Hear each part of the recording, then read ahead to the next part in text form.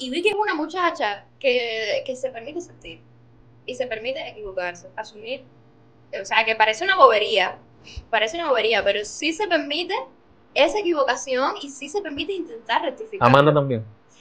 Yo soy muchísimo más cuidadoso porque el miedo de herir a una persona que a mí me importa se me mete en el medio y es imposible. Incluso Amanda con 14 años.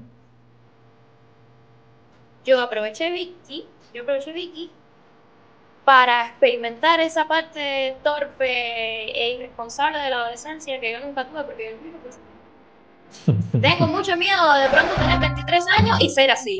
Porque como no lo fui cuando me tocaba, suéltate. De pronto tener 28 años y ser así, ¿me entiendes? Y ella es muy responsable, pero es que eso ya yo también lo soy. O sea, yo creo que ese es el punto en común que Claro. tenemos ellos ya. Ajá.